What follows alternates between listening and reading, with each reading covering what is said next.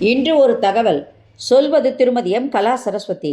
தலைப்பு: கண்ணனின் காளிங்க நர்த்தனம். ஆயர்பாடியை அணு அணுவாக ரசித்து கண்ணன் வளர்ந்து கொண்டிருந்தான்.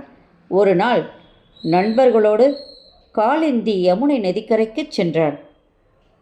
யமுனை கரையில் உள்ள ஒரு மடுவில் பல யுகங்களாக காளியன் என்னும் சர்ப்பம் தன் வம்சத்துடன் வாழ்ந்து வந்தது. அதன் மூச்சு விஷக்காற்றால் சுற்றுப்புற ஜீவராசிகள் அனைத்தும் இறந்தன. இதை அறிந்த பகவான் விஷ்ணு ஜீவராசிகளை காப்பாற்ற முடிவு செய்து அங்குள்ள உயரமான கடம்ப மரத்தில் ஏறி நச்சு பொய்கையில் குதித்து தன் இரு கரங்களால் நீரினை அலைந்தார். மடுவில் நுழைந்த மகாவிஷ்ணுவின் அருமை தெரியாது காளியன் தன் பற்களை பகவான் மேல் பதித்தான். பகவானின் சிறிய உடலை சுற்றி கொண்டான். கிருஷ்ணனின் நிலையை பார்த்த சிறுவர்கள் மயங்கி பயந்து கீழே விழுந்தனர்.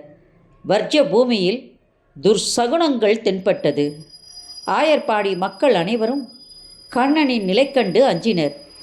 பரம்பொருளை உணர்ந்த பலராமன் தன்னுள் சிரித்து கொண்டான். யமுனை கரையை அடைந்த மக்கள் அனைவரும் மயங்கி விழுந்தனர். பலராமன் கண்ணனின் நிலை கண்டு கோபத்தோடு, காளியா, என்ன காரியம் செய்கிறாய் என குரல் கொடுத்தான். பாம்பின் கால் பாம்பரியும் என்பதற்கிணங்க பலராமனின் குரலை கேட்ட காளியன் கண்ணனை பிடித்த பிடியை தளர்த்தினான்.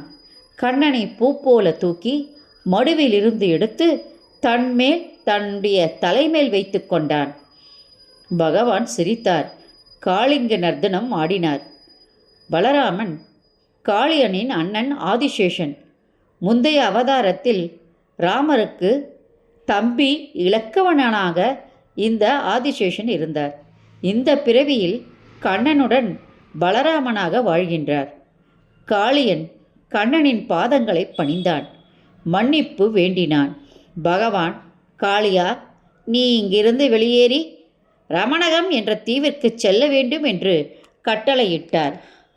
தன்னுடைய மூத்தோன் ராமனுக்காக தன்னுடைய சகோதரன் பரனை தாக்க முயன்ற ராமனின் இள வழியினான இந்த அவதாரத்தில் மூத்தவனாக பிறந்து தன் இளவலாம் கண்ணன் படும் துன்பத்தை காண சகிப்பானோ?